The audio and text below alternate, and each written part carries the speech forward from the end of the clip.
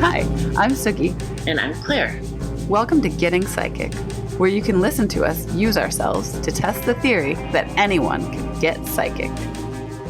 One time I went into this really fancy old hotel in Costa Rica, and I felt this super heavy pressure all around my head when I walked into the room, and I was like, oh shit, nobody's sleeping tonight. But I decided to take everything that I've been learning, and I just kind of walked around and talked to the energies that might have been in there, asked them politely to not bother me, and it was totally fine. And I slept great, and I never woke up with the heebie-jeebies like I have in the past. That's awesome. Thank you. Having heebie-jeebies in a strange place in the middle of the night is so lame. Okay, so you, with your chair, what do you do when you have to pee in the middle of the night? Or to the bathroom. But how do you... What do you mean? Can you just get in it right from your bed? Uh-huh. No, I just transfer. Okay. Yeah, I mean, my legs still work. I just need to be holding on to stuff. Okay, good. Because I was just remembering that time when you talked about how you slept on the floor. Well, I was really, really weak. And I had been working really hard trying to get into, like, I have to push why are we talking about this? I have to push myself up from the floor into one chair to transfer into another one, to transfer into my wheelchair. Well, so I was having a really hard time doing that. And so then I ended up pulling my blankie and pillow down on the floor and falling asleep for a couple hours because I was so tired. And then after a couple hours of sleep, I could do it. Okay, I get it. So, well, we're talking about this because now that you are such a big part of my life, I walk through the world thinking about how you would navigate it. Yeah. Like, that's nice. When I had it's just how it is. But when I had insane diarrhea in Costa Rica, I think I asked you, like, what do you do in this situation? Where it's just like running back and forth. Yeah. I haven't had that situation happen since I've been in my wheelchair. So I could actually, but it is one of those things that I think about with like doing something like ayahuasca again, where I'm like, even though I never really had poopies, I had one once, but like I made it. Like I actually crawled from my bed to the bathroom. I'm like, I am a panther. Get out of my way. I am going. And I went and I got out of the toilet and then had profound poison come out of my body. Oh my God. But yeah, it's a thing. It's a thought. It's a concern. I'm like, I don't know. Yeah. I shouldn't even put that on the table because we don't want to make like a pathway to that occurring. No, I don't. I mean, like, I knew that it was possible first time I ever did ayahuasca. And so I got grown-up disposable underwear. And oh, okay. Yeah. I mean, even my friend that I was going with considered doing that. I mean, it was awesome because first time, like, the first ceremony afterwards, like after all of the teachings that the goddess gave me, she was like, go fly. And she sent me into outer space to go fly through space. And from space, I was like, oh, look, you're peeing. And like, I projected back down to my body. And sure enough, I was just straight peeing. And I was like, sure am glad I'm wearing my witch underwear. Because I decided to call it witch underwear for when you leave your body. And so I was really stoked on that so that I wasn't covered in pee and my sleeping bag wasn't covered in pee. And Anyway, I kind of want to talk, like this week I've been having some fun stuff. I made my book of enchantment to actually take notes on things that have been going on because, you know, something can be the most magical one day and then quickly forgotten because we want to level up. So I do think that as predicted in my new favorite book by Ted Andrews, when I made the book of enchantment, he said something to the effect of, or he wrote that you might find people suddenly more magnetized to you. And I had this weird experience yesterday where everywhere I went, everyone was talking to me. And then I think we were talking afterwards and thinking like, wait, should I get rid of this book? This is not an appealing lifestyle. That's one of like, stop talking to me. Of like the whole idea that like people might be drawn to you. I'm like, I'm good. Like, I don't need. Yeah, it's like not exactly looking for that. So maybe in conjunction with the Book of Enchantment, I will put a bigger bubble around me when I go in public because the gentleman that was repeatedly touching me in line at Walgreens was not. Yeah, he was like poking me. He was very excited. Okay, but check this out. I want to read this little quote because I feel like we don't even need this podcast now that I found these books for children. So Ted Andrews has to say, everyone's skills are different and everyone's speed of psychic development varies, but everyone can develop and learn to use their abilities. You are already psychic. All you need to do is awaken these abilities and practice them, which, you know, is just what I'm looking for. And then later in the book, he does this magical practice about meeting your inner guardian, which has been super interesting to me. Should I read this sort of meditation to meet the guardian, or should I just... Yeah, why not? Just for people to have information, or should I just...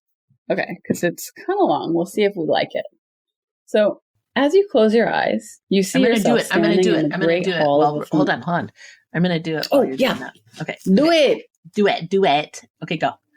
Okay, bye-bye. Can't wait. Okay. Should I put on this voice? As you shut the fuck up. No, no, you shouldn't. You see yourself standing. No. Okay. As you close your eyes, you see yourself standing in the great hall of a familiar castle. There is a feeling of peace and calm about. A part of you knows this inner castle is a sacred place, protected and full of wonders. To your left is an arched door, and you walk through it into an outer hallway.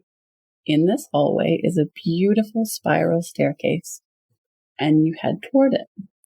As you begin to climb, you find yourself relaxing more and more. With each step, you leave the worries, stresses, and fears of your everyday life behind you. Soft candles light the stairway, and as you go up the steps, a golden mist swirls at your feet. When you reach the top of the stairs, you find yourself in a long hallway with only one door in the center. At the opposite end of the hallway, another spiral staircase descends. The golden mist swirls and shimmers, hiding the floor of the hallways. As you walk through this golden mist, causing more swirls, a soft tinkling of bells seems to issue forth from it, sending shivers of delight through your body. You reach down and stir the golden mist with your hands. You laugh at the wondrous colors and forms you create within it. You straighten up and move to the door. It is large and wooden, carved with many strange symbols and letters. You reach out with your hand and trace some of them. As you do, the door slowly opens inward, as if inviting you to enter. Your eyes widen as you step across the threshold. You are standing in a large circular room that looks like an ancient magician's library. Around the walls are shelves of ancient books, manuscripts, and scrolls. There are collections of herbs, oils, and stones. Exotic plants grow in different parts of the room and seem to be watching you. The ceiling is painted with a scene from the heavens, and you gaze at the glistening stars. Then you realize the stars are moving, the sky shifting. You know the ceiling is enchanted, so if you wanted, you could trace the movements of the planets and stars in miniature. Directly beneath the miniature sky is a globe of the Earth. You watch it as it changes in response to the stars. As you stand looking at the globe, it becomes transparent, and within it you see shadows of events around the world. A part of you realizes that here you could see how the stars might affect events and people upon the Earth. You are amazed and make a note to yourself to come back and explore this further. You smile and move further into the room, feeling lighter and freer. You come to a full-length mirror. As you stand before it, there is no reflection at all. This puzzles you. But then the faint outline of an ancient face appears in the mirror. This startles you and you take a step back. Then softly, a voice speaks from that face in the mirror. What is it you would see? You hesitate, unsure, and then say, I wish to see my guardian. As you wish, the voice replies, and the mirror fills with misty clouds. The clouds shift and part, and you are amazed at the image that appears in the mirror. A magnificent person is standing there in the mirror, shining with great light. You tilt your head, trying to see the image more clearly, and the person in the mirror tilts also. Only then do you realize the image in the mirror is the real you, the ideal you, the magical you, your inner guardian. The eyes you see in the mirror, your eyes, are filled with wisdom. There is beauty, strength, and confidence radiating from you as you gaze and wonder at the true essence of you. Flashes of your abilities and potentials appear around the edges of the mirror. So many possibilities. As you gaze upon your inner guardian, the light grows stronger, and to your amazement, your guardian steps out of the mirror and stands in front of you. I am the most creative part of you. I see that which you may ignore or not recognize. How may I help you? The voice is soft and gentle, and there is nothing but complete acceptance of you and love for you. Your inner guardian motions for you to sit. As you do, your guardian sits facing you. You think for a moment, and then you begin to talk to your guardian. You may ask about a problem. You may request some insight into a troubling area of your life. You may ask a question about the right action to take in a certain situation. You may ask about what is ahead for you in the coming week. Your guardian takes hold of both of your hands and gazes deeply into your eyes. You both stand, your hands still held within your guardian's. Then you hear your guardian's answer. You listen and remember. Okay, so I'm going to stop reading, but don't forget to close the door behind you, kids. Walk back down the stairs. Oh, word. Don't leave it open. That was interesting. Claire's closing her door. So, did you meet anybody up there? Mm-hmm. Yeah, it looked like an alien lady. It was a very tall, lanky... It was me. It was you. I know. For a minute, I was like, is this just Suze? No. Yeah, so rude. No, it was definitely... I always wish I knew how to draw. I would love to draw. Right. My dreams or my meditations or whatever. But I forgot what she told me already, though. You're kidding. This is why we take notes, kids. I know. It's terrible because when we go into these places, it's gone. Would it help if you fully, recorded? Stepped out and then sat in front of me and held my hands. Nice. But you don't remember at all what she said? No. Okay, so when I did it, it was really interesting because I just kind of remembered what I'd read in the book and laid down to do it. And then I usually set a timer when I meditate, but I didn't. And I kind of went into a semi-sleep state, and I didn't really see anyone in the mirror, but I don't know what I was doing, but I know that I wasn't fully asleep. Mm-hmm. But I know that when I came to, it was 26 minutes later, and I met an old man, and I said, oh, there you are. Like, you're the person I was looking for in this meditation, right?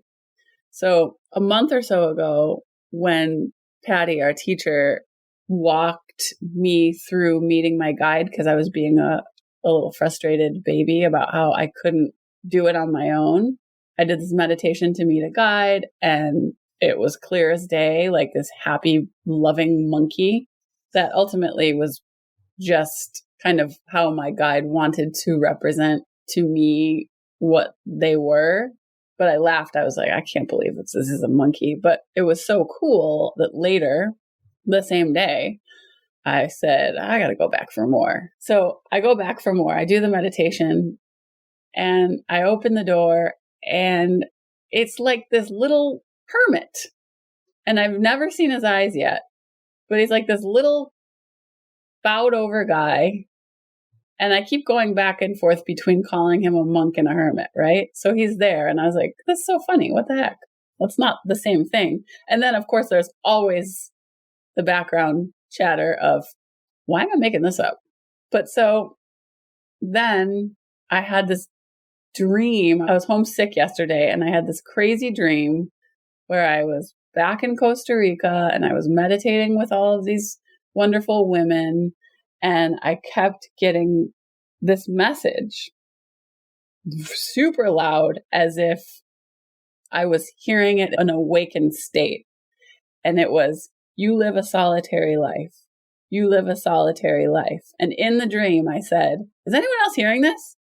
And everyone said, no, I don't hear that. And I said, oh, hell yes. I am clairaudient. Like, because in my waking life, I've heard a few things, and I have the suspicion that I have the capability of clairaudience that I want to expand on. So in this dream, very vividly, I was like, oh, cool, I am clairaudient. And then I went and shaved my head and in the dream, and then I went back to the meditation. And I told you about it, and you said, oh, that's the monk. Put those together. You live a solitary life and shaving your head. And so I'm like, oh, cool. So this guy, I want to kind of work on going back to him and seeing what he has. He's your dude. I mean, when Ted talks about this, I wonder, because my, depth of knowledge is like more about spirit guides. And by the way, my depth of knowledge is shallow.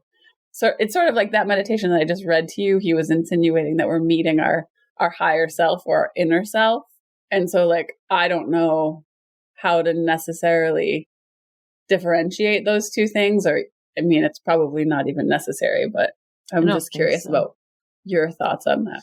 Well, so the thing that I was like, oh, I get it. The monkey. Yeah.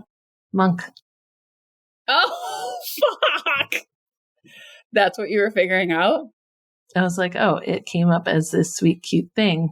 Because then later you were like, it was fucking like weird hermit dude. And it's like, it's a monk. It's a monk. It's a monk. It's a monk. Oh my God. But the monkey was just like this such super playful, loving energy. Totally. And all of my what it's like mentors were like, yeah. And my mentors were like, that's whatever the guide's like representation. Okay. The plot thickens. This is beautiful. Monkey. I get it. That's rad. I thought you were having a realization about what your alien said. No, it was about... And this is the time when everyone can turn off the podcast. No way. This is a cool part. We just saw you kidding. Figure a thing out. No, that's but cool. There are moments when I hear myself say things like, oh, I thought you were just trying to figure out what your alien said. And then that self-conscious part of me kicks in. Yeah. And then the other part of me that's like, who fucking cares? We're all going to die. Part of me steps in, and we're back. We're all going to die. So don't you worry. There's one thing we know. We're all going to die. But while we're here, let's be dope. Whatever you're worrying about today, don't worry about it. Doesn't matter. Yeah. Don't worry about it. Yeah, I know. It's so hard to tell people when it comes down to most things. Yeah, I feel like I'm more likely to be, that is too complex, but I definitely try to tell myself that, because with work and being responsible for all of the things that I'm responsible for, it's like real easy to get tangled up in thinking anything is important. Yeah. And I'm trying to always have that conversation with myself. Like, who cares? I mean, like what really matters is. Yeah. Yeah. It's a tricky, fine line because you do care and you want to care. But it's when we like care to the point where we're like, it's controlling how we're existing and our happiness. I'm like, we're losing a thing. Yeah, because how you live your days is how you live your life. Choose joy. Choose joy. I mean, it's all hokey, but it's all very true. Yeah, it really, I know. There's so many hokey things that were really annoying to me when I was younger. And now I'm like, fuck, it's true. Like the whole, like, you actually really can never love someone else until you love yourself. Yeah. That was a thing where I was like, yeah, okay. I mean, also, sure, I love myself. Big deal. Okay. And then later I was like, oh, because it means you won't put up with bullshit. And you'll only accept people that are for your highest good, as opposed to turd monkeys. Hey, don't mess with my monkey. Oh no, your little monkey. So self-love. Self-love. What is love? Let's go. It's an important dude. It's really hard too. I mean, I feel like, yeah, it's a really tricky thing to figure out. And well, I think we were talking about it the other day because at this point we both have it. And we were kind of talking about like, well, how did we get there? And then you're like, let's not talk about it. Let's put it on the podcast. So we stopped talking. And then I kicked you out of my house. But because I think basically what ends up happening is, I mean, self-love is also like total self-acceptance. Like, this is exactly who I am. I see my faults. I want to do my best to clear them from me. I want to be good to myself and everyone else. You know, it's like we have to like look at all of our own garbage and be like, it's okay. I'm okay. No matter what, no matter how shitty I've been before or how many terrible things have happened to me, I'm actually okay. And I deserve to feel that way. And I think I finally reached that through ayahuasca. Oh, really? Like at the end of the day, that was like, I mean, my parents put me in therapy when I was 5. I was in and out of therapy until I was like 30 something. And so I had been doing lots of work and clearing of things, but you know, there are things that I just don't think you can clear by talking about them over and over and over and over. Well, that's true. I mean, there is a sense, there is the thought that, you know, talk therapy can just kind of like embed whatever you're trying to work out. But it's also, I don't want this to ever be perceived. It's insanely helpful. And I actually think everyone should be in therapy. Right. I don't want to like sound like I'm denouncing therapy. Oh, hell no. But also, I don't want this podcast to be an ayahuasca commercial because I think that there are other ways. Meditation definitely comes to mind. Yeah, even in the therapy world, you know, I had gotten to the point, I stopped doing therapy when I was in my early 20s because I realized that I had had so much that I now knew how to excuse every shitty thing that I did because I could be like, well, that's because of this or that's because of this thing. It's like I could analyze myself out of like taking responsibility, which, you know, that blows. And then so later when I wanted to go back to therapy, I had really specific things that I wanted to work through. And I was introduced to a type of therapy called EMDR, which stands for eye movement desensitization and reprocessing. And it's wild. It basically it was invented for people with PTSD. And it has to do with how memories cross the cortex. It's like the thing that holds the two hemispheres together. So the eye movement thing, because when it was first used, it was about looking to the right, looking to the left, right, left. And by doing that, you're signaling to both sides of your brain. And then memories would be brought up and you would sort of trace them. You would just sort of go to that memory, then let it go to the next memory and the next memory and the next memory. And you took this crazy journey of memories. And then your therapist would say, okay, tell me about the memories you just went through. And then they would pick one and say, okay, now take the train. And the whole idea is like, so if my dad and I got into a fight about anything, my brain would open up the folder of mad at dad, and every single memory would be brought into focus. And so my reaction to the fight right now is so much larger than what's actually happening in front of me. And so what EMDR does is it cuts off that emotional response and allows you to be in the moment with what's happening. And actually, I'm saying it's, like the example of my dad, because it completely fixed my relationship with my father. Like crazy. Oh, that's incredible. It was. I want to do it. It's awesome. That's amazing. That sounds so cool. How often do you prescribe this to your clients? If they know what the root of the problem is and they are like, I don't know how to move past this point, I always say go to EMDR, because we can only talk about stuff to a certain point, and then it's like we're just sewing it in. It's right. Like you can only energetically remove cords so much. Right. Being able. How much can you heal someone with energy work? Well, I don't think that I heal anyone. I think that I help assist in their own healing. Like if somebody How much can you assist someone in their own healing with energy work? A lot. It's like, can you heal a broken arm? No.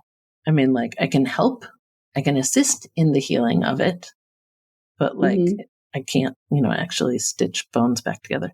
But clearing emotional trash that we've collected, that can go really far. It's never going to be in one session, but it's pretty profound.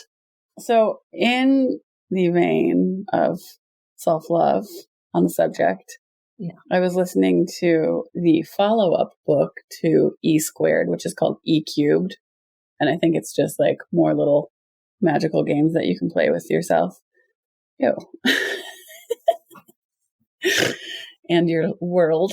And she was talking about the stories that we tell ourselves about ourselves. And she was like, basically the point of this little experiment was to take a story that we have about ourselves, and we all have tons, and we're going to basically flip the script. And she gave examples like, I'm bad at public speaking. I'm shy. I'm not athletic. I'm whatever. So the one that I came up with was, I'm socially awkward.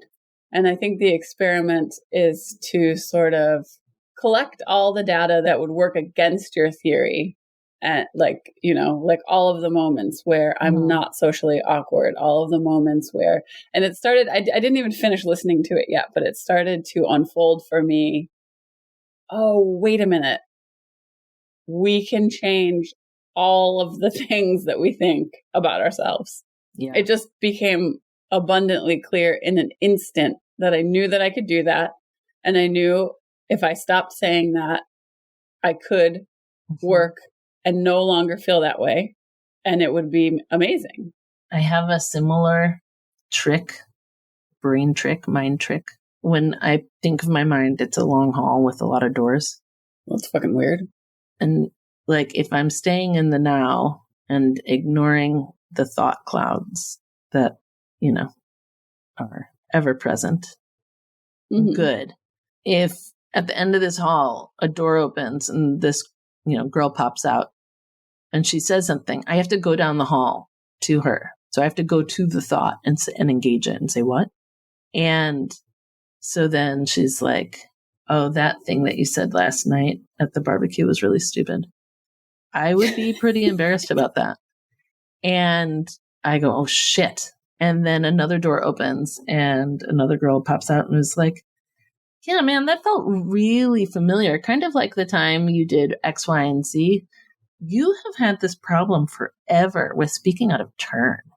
And then another door opens and it's like, whatever happened to the sweater you were wearing that night? Because that was an awesome sweater and you are incredibly irresponsible that you lost it.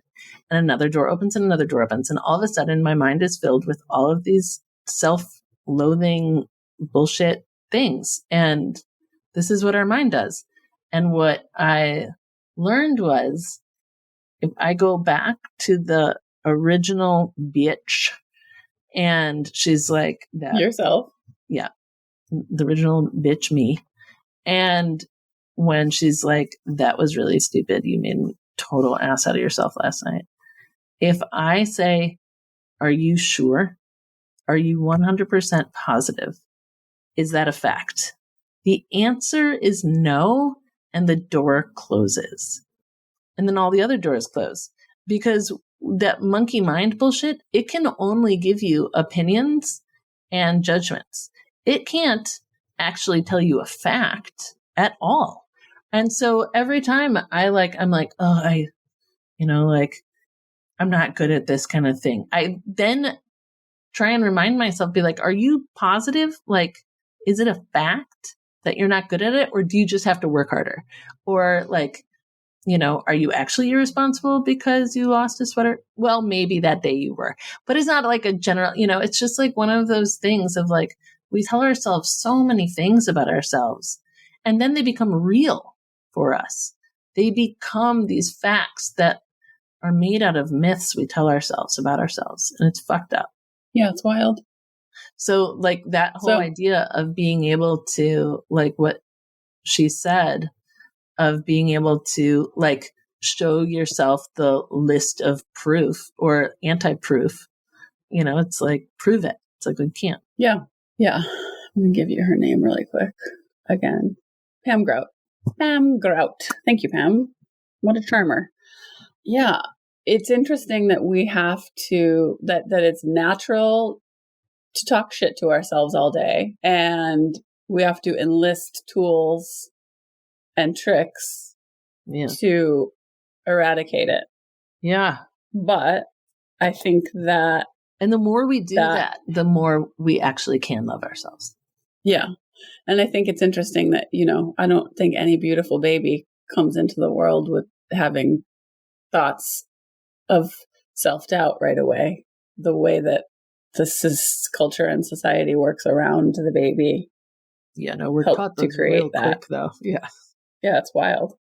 I mean, we watch our parents just make simple decisions and reactions to other people, and it forms our whole understanding of other people and ourselves. Mm-hmm. And yeah, I remember one of my earliest memories, I was in kindergarten maybe, and I have a sister who was 12 when I was born, so she was quite a bit older. She was like my second mom almost. And I remember vividly being in my room and telling her that everyone hates me.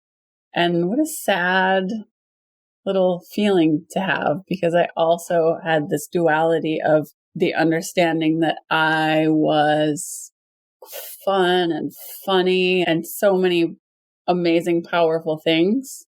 But it just got like crushed and crushed and crushed by my peers over time. And like a lot of people, had to work to get to the other side of it. But now, I mean, I think I told you this the other day, like I will always compliment myself in my head. Like, oh, you're hot, you're awesome. Like whether I necessarily feel it that day or not, I think it's important. I just do it. And I definitely have a more peaceful inner dialogue because of it, I think. because those things, like if I walk by a mirror and I say, "You're fucking hot." I mean, affirmations are amazing.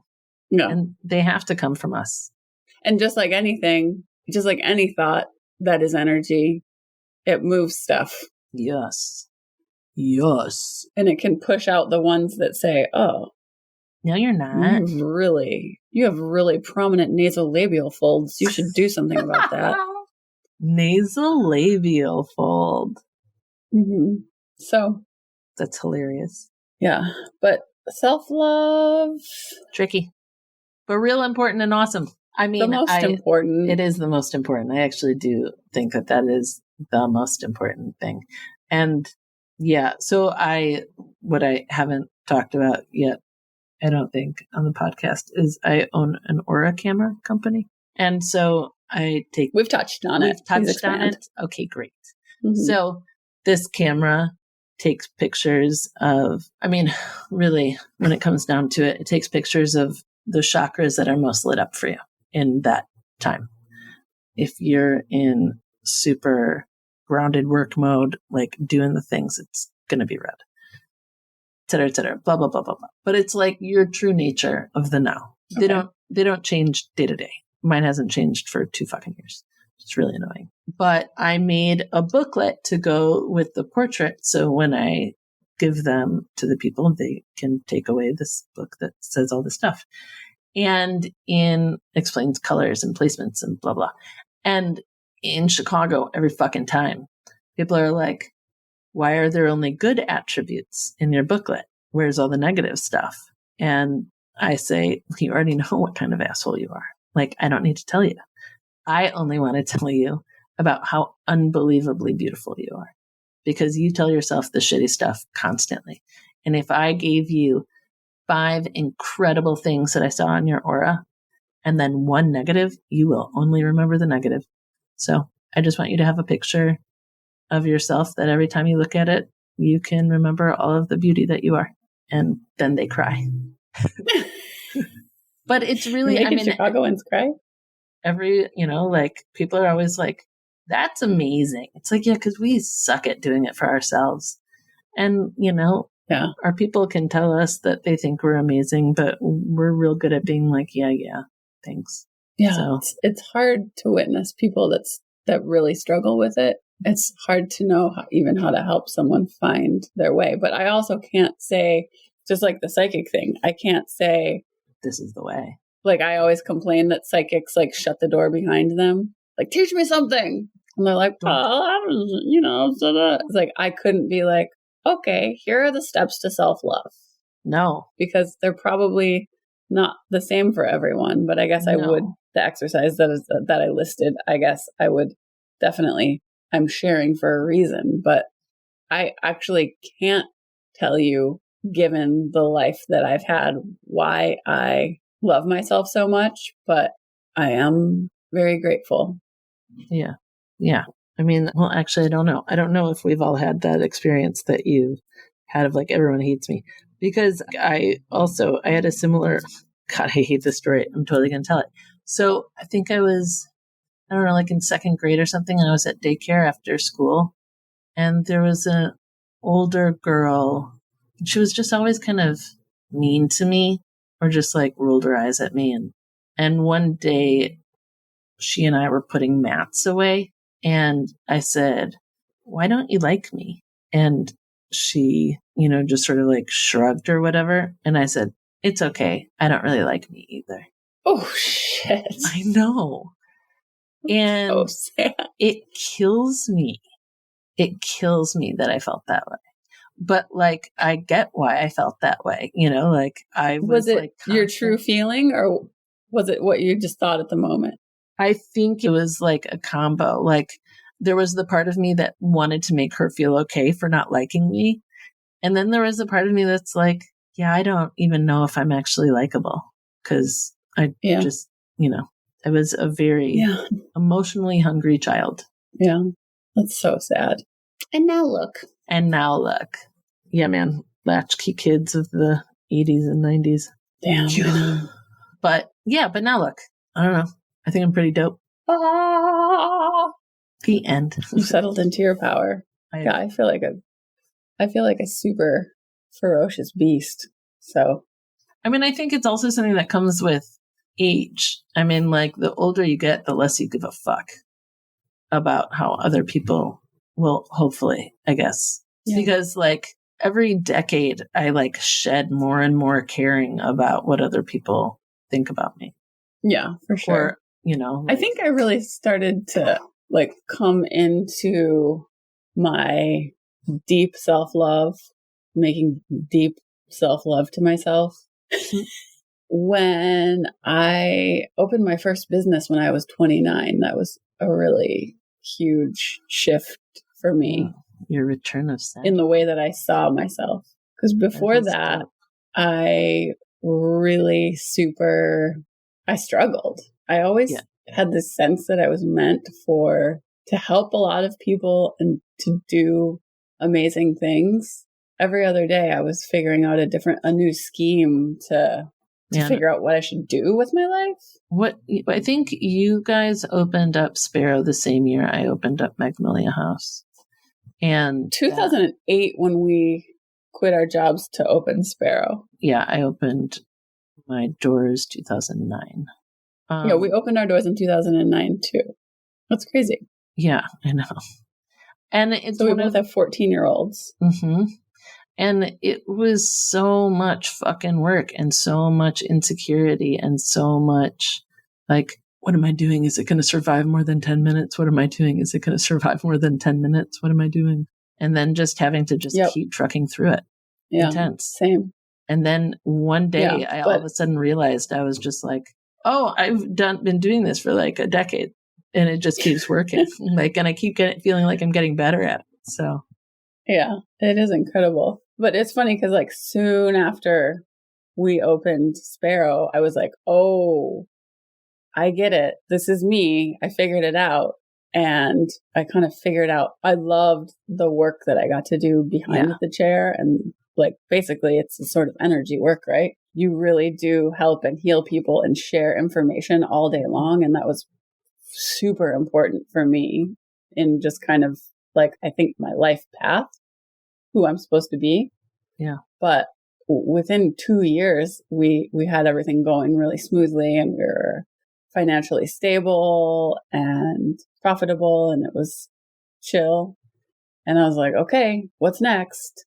And I started the other company in 2012, which is funny because it only really turned into a hair care company a couple of years ago. Mm-hmm. But it took me years to realize what anyone else outside of me probably could have seen immediately, which is common.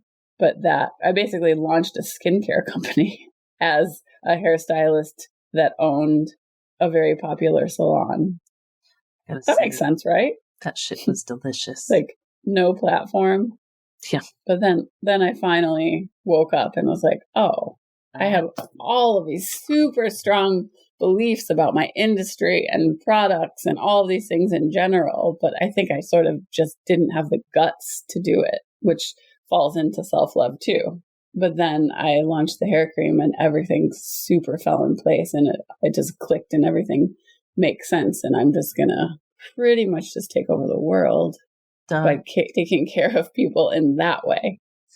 Yeah, it's one of those things of like moving into the space where you're doing the work that's really meaningful to you, which I have to say, I feel like for many people correlates to helping other people in some capacity. And it's really hard to do. And it's super worth the struggle to figure it out because we're going to keep like, there's going to be a new iteration, there's going to be a new transforming, there's going to be a new version each, it's going to constantly change, like us, our careers, what we bring, what we give, et cetera, et cetera. Like I'm going through a huge shift right now with work that I have no fucking idea what it's going to look like, but I'm in like, and part of me is a little freaked about it, but I've decided to like, just don't worry about it. Like it's going to show up the way it needs to. Like it unfolds.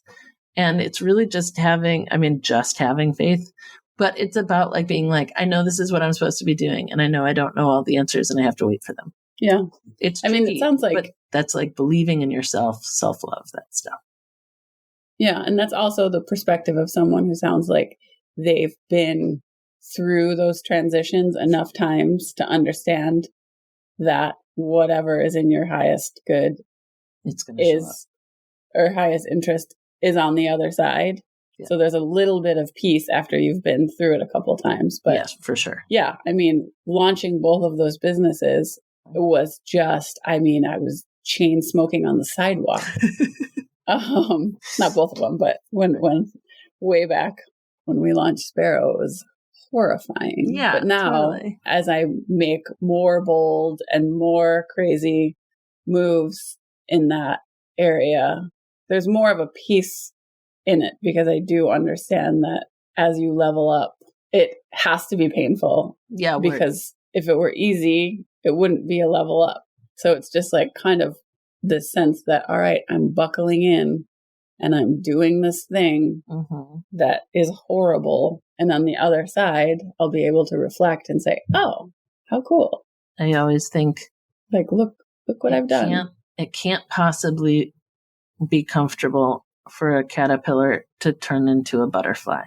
So doesn't seem cozy, we can do this transformation. Right. I think that's a good place to say goodbye. Well, thank you as always, Suki, for an amazing conversation. Pleasure, Claire. I gotta say, I have to add to my book of enchantment that the monkey was the monk all along. Bird booty. It's one of those things sometimes, and this is why it's so wonderful that we're doing this together, because sometimes you just need somebody to bounce a thing off of so that they can see a thing that you can't. It's the same fucking thing actually with therapy. That's why therapy can be great. Yeah, I'm writing the monkey was the monk all along.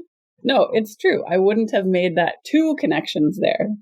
Although I could definitely be aware, okay, this dream I know is tied to what I've been seeing. Yeah, I can't wait for your next meditation where you're just like, aha, yes, come to me. What's up? Who are you? What do I need to know? Yeah, it's like, this is a huge learning process for me, but it's like he's sort of behind a veil and trying to get to me and I'm trying to get to him. But it's the process of me figuring how to get there easily, right? Mm-hmm. Well, also, I think accepting, because you have had some moments of being like, this guy keeps showing up. What happened to the monkey? So I think you have to now go in there and be like, hello, I am present to you.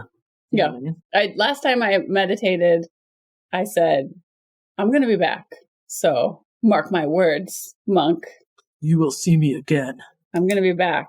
So I know you're with me, but I'm going to come back and visit you. But maybe that's something next month when I work with Patty to like really try to dig into, like Operation Make the Monk. New life. Sorry, just went right into Depeche Mode. Hey, whatever. All right, well, this is a good spot to end. Oh, and we need to do better about both catching up on psychic updates. So next time, I know that in the past week, you've done some leveling up yourself, and I want to... Yes, I did. It was wild. So yeah, next week. Wild times. Jesus. Details would be really nice. So I guess I won't pry, but next week, will you write down that you need to say... Yes, ma'am. Psychic check-in? Psychic check-in. All right, baby. Okay, have a great day. Bye-bye. Bye-bye. Thanks so much for listening. We hope you enjoyed today's weird conversation as much as we did. Be sure to subscribe or follow us wherever you get your podcasts. If you liked today's episode, please consider leaving us a review to help others discover our podcast and join our club.